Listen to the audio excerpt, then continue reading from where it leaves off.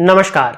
स्वागत है आपका प्रोफेशनल एस्ट्रोलॉजी पर। मैं यशराज तिवारी आज आप सभी के सम्मुख उपस्थित हुआ हूं सितंबर 2024 के मासिक राशिफल को लेकर।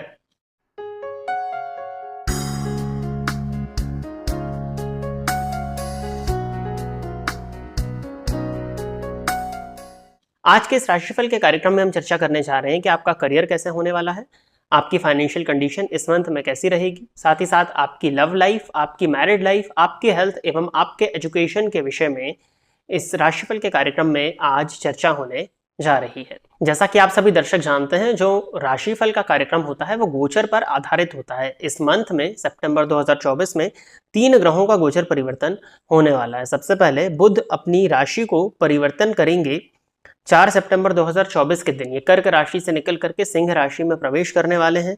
साथ ही साथ सूर्य सिंह राशि को छोड़कर के कन्या राशि में प्रवेश करेंगे 16 सितंबर 2024 के दिन, और शुक्र अपनी नीच राशि अर्थात कन्या राशि को छोड़कर के प्रवेश करेंगे तुला राशि में, जो कि उनकी मूल त्रिकोण राशि है, 18 सितंबर 2024 के दिन। जैसा कि मैंने बताया कि ये राशिफल गोचर कुंडली पर निर्भर करता है, तो आपकी जन्म कुंडली की प्लैनेटरी पोजीशन भी बहुत मायने रखती है। यदि आप अपनी जन्म कुंडली का विश्लेषण कराना चाहते हैं तो आप इस वीडियो पर फ्लैश हो रहे नंबर पर कॉन्टेक्ट करके अपनी जन्म कुंडली का अध्ययन पर्सनल अपॉइंटमेंट लेकर के करा सकते हैं। साथ ही साथ वो दर्शक जो जबलपुर मध्य प्रदेश से जुड़े हुए हैं या जबलपुर से इस वीडियो को देख रहे हैं, वो हमारे कार्यालय में आकर के अपनी जन्म कुंडली का विश्लेषण मेरे द्वारा करा सकते हैं। इसके लिए आपको स्क्रीन पर दिए गए नंबर पर व्हाट्सएप के माध्यम से संपर्क करना होगा। यदि आप इस कार्यक्रम को देखते हैं और इस कार्यक्रम के माध्यम से आपका कुछ भी लाभ होता है तो आप इस वीडियो को लाइक करें, साथ ही साथ इस चैनल को सब्सक्राइब करें, ताकि इन फ्यूचर जो भी कंटेंट मेरे द्वारा इस चैनल पर अपलोड किया जाता है उसका नोटिफिकेशन आपको मिलता रहे। यदि इस कार्यक्रम के माध्यम से आपका कुछ भी लाभ होता है तो आप इस वीडियो को ज्यादा से ज्यादा लोगों के साथ में शेयर करें, ताकि और भी लोगों का लाभ हो और उसका माध्यम आप सभी दर्शक बने। आइए अब हम चर्चा प्रारंभ करते हैं राशियों के क्रम में छठी राशि अर्थात कन्या राशि के जातकों के लिए सितंबर 2024 का यह मंथ क्या लेकर के आ रहा है।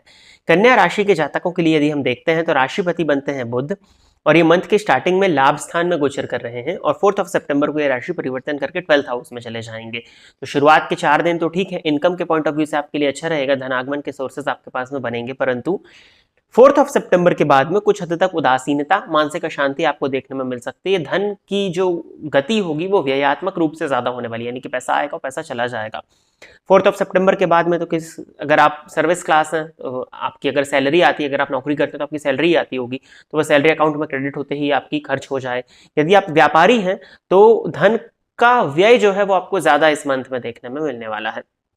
तो एक प्रॉब्लम है, स्किन से संबंधित प्रॉब्लम आपको इस मंथ में हो सकती है, तो आपको इसका ध्यान रखने की जरूरत है। परंतु मंथ की स्टार्टिंग में एक वीक तक आपको इसका प्रभाव मिलेगा कि धन का आगमन ठीक जाता हुआ दिखाई दे रहा है। मन में नकारात्मक विचार आ सकते हैं और उदासीनता महसूस हो सकती है। यदि यात्रा का प्लानिंग है तो यात्रा के योग इस मंथ में आपके लिए बनते हैं। किसी भी तरह की यात्रा को यदि आप करना चाह रहे थे तो आप इस समय पर उसको कर सकते हैं। मंथ की स्टार्टिंग में ही शुक्र आपकी राशि पर संचरण करने वाले हैं केतु के साथ में, तो राहु की दृष्टि से दृष्ट होंगे, दृष्ट वो हालांकि गुरु की दृष्टि से भी हैं, और 18 सितंबर को ये धन भाव में जाएंगे। तो 18 सितंबर के बाद में धन का संचयन होना प्रारंभ हो जाएगा। जो मैंने बोला ना कि धन की गति ज्यादा व्ययात्मक रूप से दिख रही, खर्च ज्यादा होने वाला है, तो 18 सितंबर के बाद में धन आपके पास में संचित होने लगेगा। परंतु 18 सितंबर तक आपके लिए जो समय है ये कहीं अच्छा नहीं दिखाई देता है। रीजन ये है, शुक्र जब आपकी राशि पर है तो यदि आप मिठाई इत्यादि का व्यापार करते हो, यदि आप इत्र इत्यादि का व्यापार यानी कि शुक्र से संबंधित व्यापार करते हैं, तब तो गोचर आपके लिए ठीक है। अन्यथा इसके अलावा जितने भी पक्ष शुक्र से संबंधित आते हैं, जैसे कि आपके रिलेशनशिप में परेशानियां, आपके ईगो की वजह से आपके रिलेशनशिप में परेशानियां आ सकती हैं, क्योंकि मंगल की दृष्टि भी शुक्र पर पड़ रही है। आपका कैरेक्टर कुछ हद तक इस मंथ में वीक हो सकता है।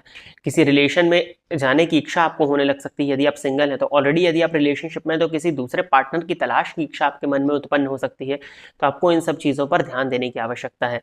सप्तम भाव में राहु बैठे हुए हैं और शुक्र और केतु की युति, तो कहीं ना कहीं गुरु तो वैसे आपकी कुंडली में ठीक है, परंतु ठीक है, गुरु की स्थिति आपके लिए बहुत बेहतर बन रही है गोचर कुंडली के आधार पर, परंतु फिर भी दाम्पत्य जीवन में कहीं ना कहीं परेशानियां, मैरिड लाइफ में दिक्कतें आती हुई आपके लिए इस मंथ में साफ दिखाई दे रही हैं, स्पेशली 18 सितंबर। तो आपको आपके जीवन साथी की भावनाओं का सम्मान करना है, अपने चरित्र पर नियंत्रण लगा करके रखने की आवश्यकता है। यदि आपका कैरेक्टर कतई लूज होता है तो आपकी रिलेशनशिप और आपकी मैरिड लाइफ दोनों में ही प्रॉब्लम्स इस मंथ में आती हुई दिखाई दे रही हैं।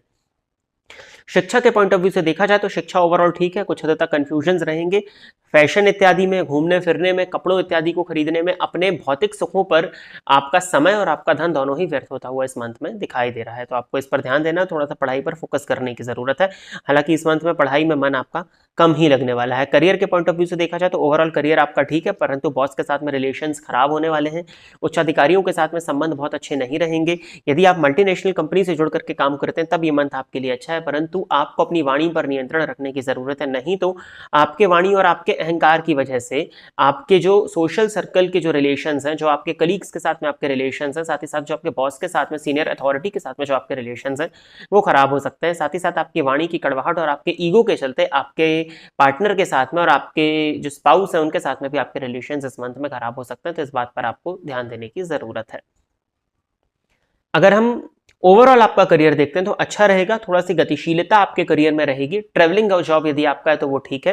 बाकी दशम स्थान में मंगल बैठे हैं, आपके पराक्रम में वृद्धि ही इस मंथ में होने वाली है। शुक्र की भी लग्न में उपस्थिति कहीं ना कहीं आपके पराक्रम में वृद्धि करेगी, क्योंकि वह पराक्रमेश की दृष्टि से दृष्ट है और दशमस्थ मंगल की स्थिति को बहुत अच्छा मैं कहूंगा आपके लिए।